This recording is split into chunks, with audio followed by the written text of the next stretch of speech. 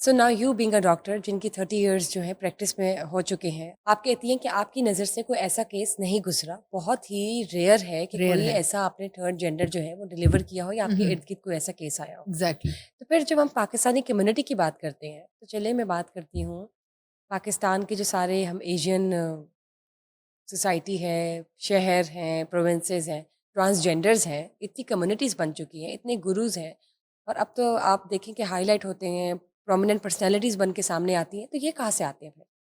बेटे ऐसा है कि अगर हम देखें 2017 का सारा रिकॉर्ड निकाल के जी, देखें, जी, बिल्कुल। तो वो उसके मुताबिक तो कहते हैं कि पूरे पाकिस्तान में 10,000 बर्थ्स ऐसे बच्चों की होती है। ठीक है, लेकिन मेरे ख्याल में ये एक ओवर स्टेटमेंट है, ऐसा नहीं है। इससे कुछ कम ही होगा। लेकिन नज़र इसलिए ज़्यादा आते हैं कि वंस दे गेट न्यूज़, बेशक वो एक बहुत अमीर ख़ानदान में पैदा हुआ है, once these middle sex people they come to know कि किसी घर में ऐसा बच्चा है, तो आई थिंक कि वो कोशिश करते हैं कि वो उनके ग्रुप में आ जाए। वो इकट्ठे होके कुछ ज़्यादा लगने शुरू हो जाते हैं।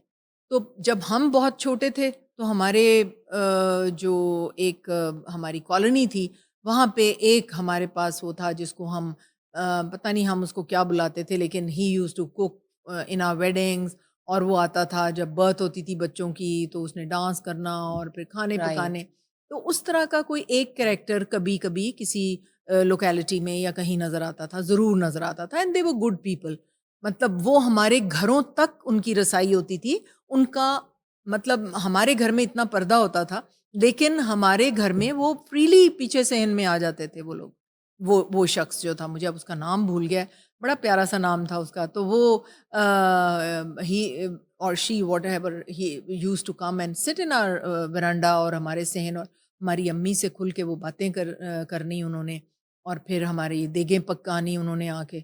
तो they were good people, very good people. और लगता हमारी अम्मी बताती थी कि इनके साथ एक मिस्टिक सी कोई चीज़ अटैच्ड है, इनका आना बड़ा बरकत होता है हमारे घरों में। राइट। तो ये हम तो ऐसे लोगों से मिले हुए हैं अपने बचपन में। अब तो मिसयूज़ हो रहा है ये सारा रियलिटी। इट इज़ टोटली मिसयूज़्ड, क्योंकि असल मिडल सेक्स या एम्बिगुअस सेक्स से पैदा हुए हुए बच्चे इनमें बहुत कम होते हैं। ये जो आपको सड़कों पे नज़र आते हैं, जिन्होंने शेव करके और मेकअप किया होता है और औरतों वाले कपड़े पहने होते हैं, they are all males. Most of them are all males. यानी कि एक प्रोपेगेंडा है जिसकी मद ये में ये लोग एक पैसा कमाते हैं। पैसा कमाने के लिए ये अदरवाइज़ लोग। एक जेन्युइन जो ट्रांसजेंडर है वो अपने आप को इस तरह से हाइलाइट करने से पहले 2 बार मतलब ऑब्वियसली सोचेगा या भी बिकॉज़ जिस सिचुएशन में वो ऑलरेडी है, जिस ट्रॉमेटिक सिचुएशन में वो ऑलरेडी है, ऑलरेडी है। वो हाँ। क्यों अपने आप को इस तरह हाँ। से शोकेस करेगा। एग्जैक्टली। पॉइंट टू पॉन्डर, बिल्कुल आपने दुरुस्त बात की। बॉडी फॉर्मेशन की बात करते हैं, कोई ऐसे सिम्पटम्स या चलिए ड्यूरिंग प्रेगनेंसी कोई ऐसे सिम्पटम्स, कोई ऐसे साइड इफ़ेक्ट्स या कोई ऐसा डाइट इश्यू कि आप एक मदर को मालूम हो रहा हो कि कुड बी एनीथिंग, ऐसा कुछ भी नहीं no, no, she can till not. The time of delivery yes, till the you time can of not delivery analyse और you would you never can get to not. No it no. Since today मतलब till to date. आप अगर किसी के यहाँ खुदा ना खासा ऐसा बच्चा हो जाए, तो हम उसका क्रोमोसोमल एनालिसिस हम उसकी कोरियोनिक विलस बायोप्सी से कर सकते तो हैं। उसमें कितने क्रोमोसोम्स होते हैं? उतने ही जितने एक नॉर्मल नहीं, ह्यूमन मैंने बीइंग आपको के? बताया ना कि हाँ, 2 जैसे तरह के हैं 46 या ना। 47 देखें, की इट बात इज़ होती है। It is 2 different types. जी, जी, आपने एक तो बताया। वो है जो XY से पैदा हुआ है, वो जी, जेनेटिकली मेल है। राइट। अनफॉर्चुनेटली कोई वायरस या कोई एनवायरमेंटल कोई उसके ऊपर म्यूटेशन? म्यूटेशन, तो फिर भी वो क्रोमोसोम में आ गई ना। जी, हमने जब उसका टेस्ट कराया वो XY है, जी, क्लियरली बॉय है। राइट, लेकिन उसके एक्सटर्नल जेनिटेलिया जो हैं वो किसी एनवायरमेंटल फैक्टर की वजह से या कोई इन्फेक्शन या डाइटरी कोई प्रॉब्लम हुआ है, तो उसका एम्बिगुअस वो सही तरह से डेवलप नहीं हो सका। एक्सटर्नल फीचर्स उसके उस तरह डेवलप नहीं हो सके। दो के वो मेल है, ठीक है। फिर एक XX जो जेनेटिकली फीमेल है, लेकिन ना उसके ब्रेस्ट डेवलप हुए हैं, ना उसको पीरियड्स आ रहे हैं, ना उसका कोई यूट्रस और वो चीज़ें सही तरह डेवलप हुई हैं, लेकिन उसके जो क्रोमोसोम्स हैं उनके मुताबिक हम उसको रेज करेंगे एज फीमेल, और वो जो पहले मैंने जिक्र किया उसको हम रेज करेंगे एज बॉय। ठीक है, ठीक, तो ये हम पेरेंट्स को क्लियरली बता देंगे कि ये बच्चे पैदा नहीं कर सकेंगे, लेकिन आपने इसको लड़की की तरह बड़ा करना है और इसको लड़के की तरह बड़ा करना है। ठीक हो गया।